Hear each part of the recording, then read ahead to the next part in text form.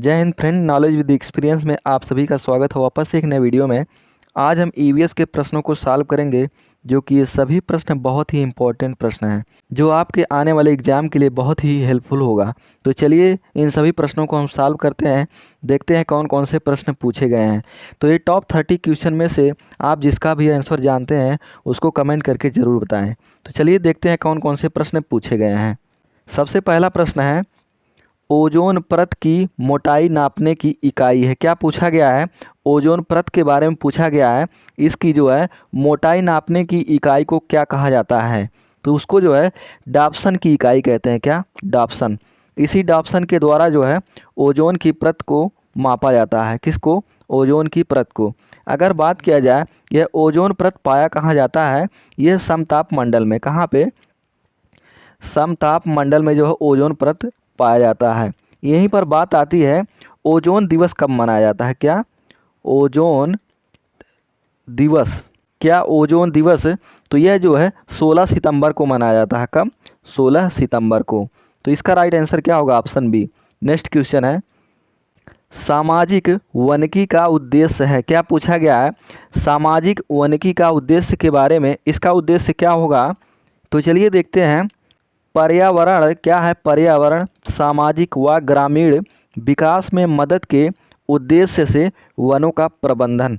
तो यही इसका राइट आंसर होगा। क्या? पर्यावरण, सामाजिक व ग्रामीण विकास में मदद के उद्देश्य से वनों का प्रबंधन। तो इसी का जो है राइट आंसर क्या होगा? Option A. अगला क्वेश्चन है, भारत में कितने प्रतिशत भूमि पर वन है? क्या पूछा गया है? वन के बारे में पूछा गया है। जो भारत में कितने प्रतिशत भूमि पर वन उपस्थित है? तो कितने प्रतिशत भूमि पर? 19.47% भूमि पर जो है वन है। तो इसका राइट आंसर होगा ऑप्शन डी। अगला प्रश्न है, इनमें से कौन सा वैश्विक तापन के लिए जिम्मेदार है? क्या पूछा गया है? इनमें से आपको बताना है कौन सा जो है वैश्विक तापन के लिए जिम्मेदार है। तो वह क्या होगा? तो वह जो है क्लोरोफ्लोरोकार्बन, मीथेन, कार्बन डाइऑक्साइड, ये सभी। तो ये जो है सभी हैं। कौन कौन से? एक क्लोरोफ्लोरोकार्बन हो गया, और मीथेन और कार्बन डाइऑक्साइड, ये सभी। तो इसका राइट आंसर क्या होगा? Option D. देखिए इसमें होता क्या है, इसमें जो है ग्रीन हाउस गैसों के बढ़ जाने से पृथ्वी से ऊष्मा बाहर नहीं निकल पाती है, और इसमें सीएफसी, मीथेन और कार्बन डाइऑक्साइड ये जो है सक्रिय भागीदारी निभाते हैं। तो इसका राइट आंसर होगा ऑप्शन डी। नेक्स्ट क्वेश्चन है, निम्न में से कौन सा ऊर्जा का स्रोत कभी पर्यावरणीय प्रदूषण नहीं करता है? क्या पूछा गया है? इनमें से आपको बताना है कौन सा ऊर्जा का स्रोत जो कभी पर्यावरणीय प्रदूषण नहीं करता है। तो वह ऊर्जा का स्रोत कौन होगा? सौर ऊर्जा। क्या? सौर ऊर्जा का स्रोत जो होता है वह कभी पर्यावरणीय प्रदूषण नहीं करता है। इसका राइट आंसर क्या होगा? Option B. अगला प्रश्न है, राष्ट्रीय पाठ्यचर्या की रूपरेखा 2000 के अनुसार पर्यावरण अध्ययन को किस कक्षा समूह में स्थान दिया गया है? क्या पूछा गया है? राष्ट्रीय पाठ्यचर्या की रूपरेखा 2000 के अनुसार पूछा गया है प्रश्न। इसमें जो है पर्यावरण को किस कक्षा समूह में स्थान दिया गया है? तो इसमें जो है तीसरी से 5वीं कक्षा तक के छात्रों को। इसमें जो है राष्ट्रीय पाठ्यचर्या की रूपरेखा 2000 के अनुसार पर्यावरण को कक्षा 3 से 5 तक के बच्चों को पर्यावरण को एक अलग विषय के रूप में पढ़ाया जाता है। तो इसका राइट आंसर होगा ऑप्शन बी। अगला प्रश्न है, भारत के किस क्षेत्र में अधिकतम भूस्खलन की घटनाएं होती है? क्या पूछा गया है? भारत के किस क्षेत्र में अधिकतम भूस्खलन घटनाओं के बारे में पूछा गया है। तो यह कहाँ पे होती है? हिमालय में। कहाँ पे? हिमालय में। तो इसका राइट आंसर होगा ऑप्शन बी। अगला प्रश्न है, EIA क्या है? EIA का मतलब इन्वायरमेंटल इम्पैक्ट असेसमेंट अमेरिका में स्थापित किया गया। यह EIA कब स्थापित किया गया? वो भी कहाँ पे? अमेरिका में। तो यह जो है 1969 में स्थापित किया गया। कब? 1969 में। तो इसका राइट आंसर होगा ऑप्शन बी। अगला प्रश्न है, अत्यधिक चारण का परिणाम है। क्या पूछा गया है? अत्यधिक चारण के परिणाम के बारे में। देखिए इसका परिणाम क्या होता है? मृदा अपरदन। क्या? मृदा अपरदन। इसमें क्या होता है? इसमें जो है भूमि की उर्वरता नष्ट हो जाती है। क्या? भूमि की उर्वरता नष्ट हो जाती है। क्या? इसमें जो है भूमि की उर्वरता नष्ट हो जाती है। तो इसका राइट आंसर होगा ऑप्शन बी।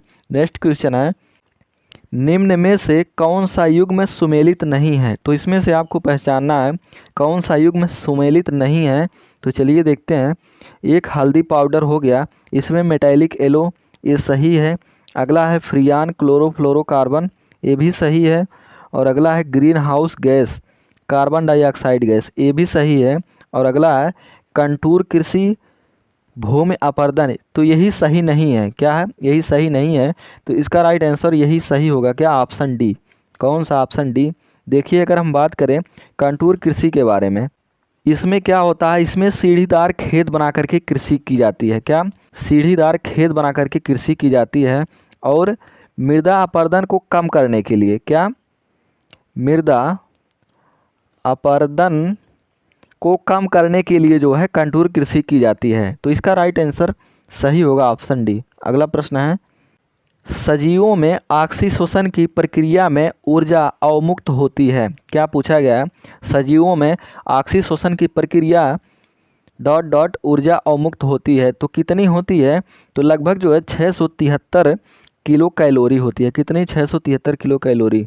इसका सही आंसर होगा ऑप्शन बी।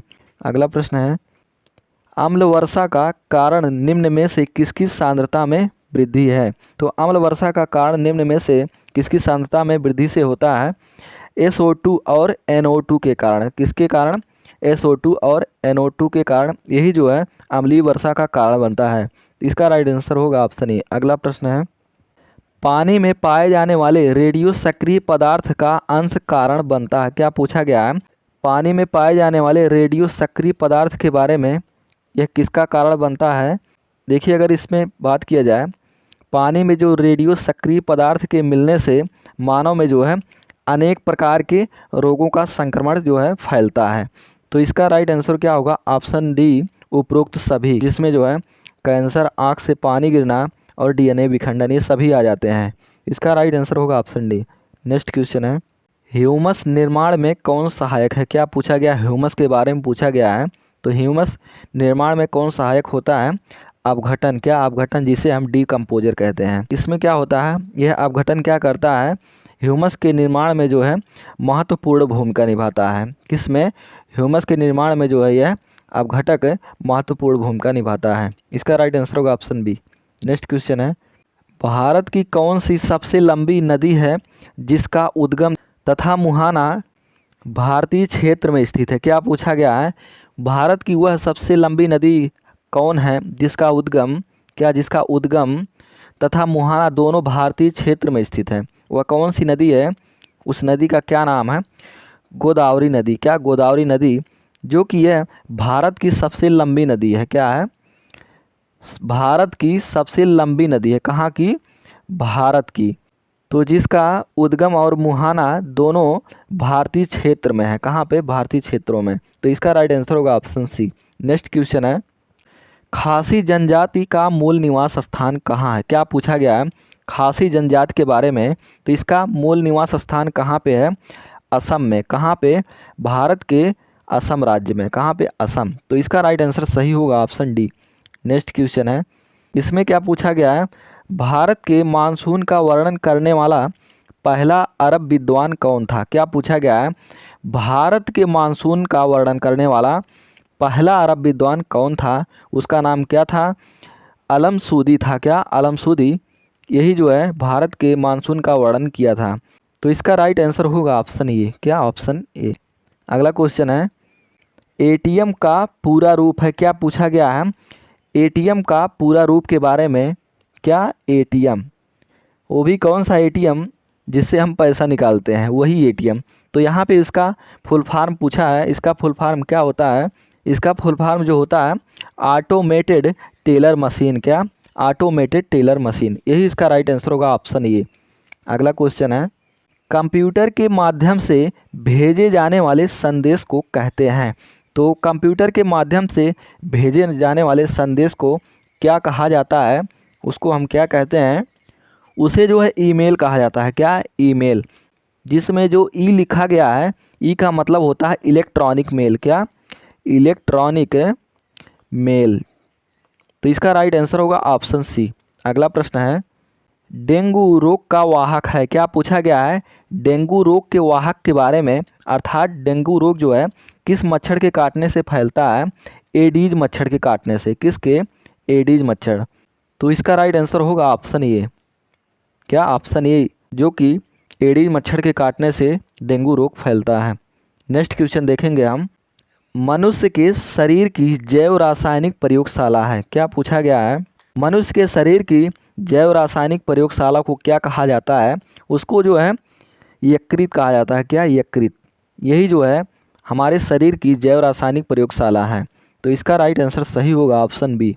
अगला प्रश्न है, पल्स पोलियो कार्यक्रम का उद्देश्य है? क्या पूछा गया है? पल्स पोलियो एक कार्यक्रम है जिसमें इस कार्यक्रम में इसका उद्देश्य क्या था? तो इसका उद्देश्य पोलियो का संपूर्ण उन्मूलन करना। क्या?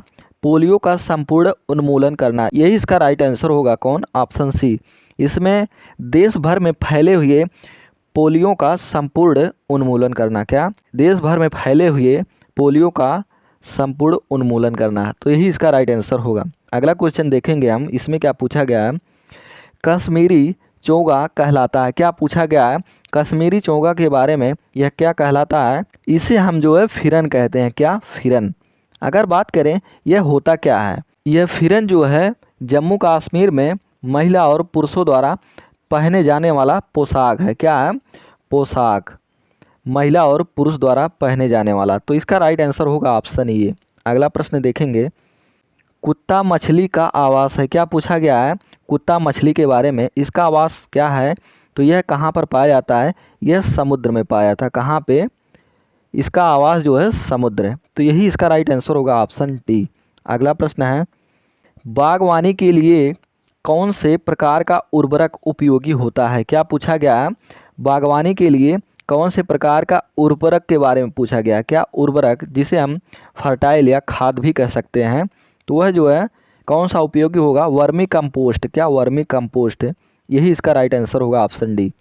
अगला प्रश्न देखेंगे, निम्नांकित में से कौन सा सरल ऊतक नहीं है? क्या पूछा गया? इनमें से आपको बताना है कौन सा सरल ऊतक नहीं है। तो कौन सा नहीं है इसमें से? जाइलम। क्या? जाइलम जो कि यह सरल ऊतक नहीं है। तो यही इसका राइट आंसर होगा ऑप्शन ए। अगला प्रश्न देखेंगे, श्वेत फेफड़ा कैंसर होता है? क्या पूछा गया है? श्वेत फेफड़ा कैंसर के बारे में यह किससे होता है? तो ये जो है टेक्सटाइल से होता है। किससे? टेक्सटाइल से। यही इसका राइट आंसर होगा ऑप्शन सी। अगला प्रश्न देखते हैं, वर्षा काल में किस समय वायुमंडल सबसे अधिक आर्द्र रहता है? क्या पूछा गया है? वर्षा काल में किस समय वायुमंडल सबसे आर्द्र अर्थात नम रहता है? तो यह जो है प्रातः काल में। कब? प्रातः काल में। तो यही इसका राइट आंसर होगा ऑप्शन बी। अगला प्रश्न देखते हैं, नीचे दिया गया कौन सा एक समूह जड़ों का है? क्या पूछा गया है? इनमें से आपको बताना है इनमें से कौन सा एक समूह जड़ों का है। किसका? जड़ों का। तो इसको देख करके आपको बताना है कौन सा समूह। तो चलिए देखते हैं।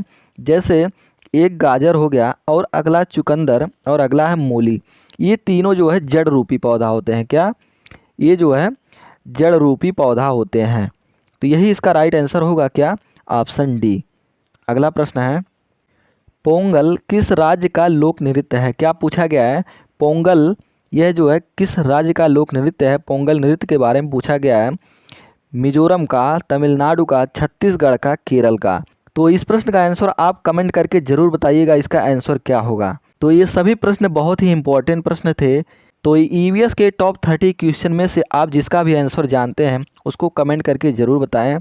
ये सभी प्रश्न बहुत ही इंपॉर्टेंट प्रश्न थे जो आपके आने वाले परीक्षाओं के लिए बहुत ही हेल्पफुल होगा। इन सभी प्रश्नों को ज़रूर याद रखें। अब वीडियो को यहीं पर समाप्त करते हैं। वीडियो को ज़्यादा से ज़्यादा लाइक शेयर सब्सक्राइब जरूर करें। अब मिलेंगे नेक्स्ट वीडियो में। जय हिंद।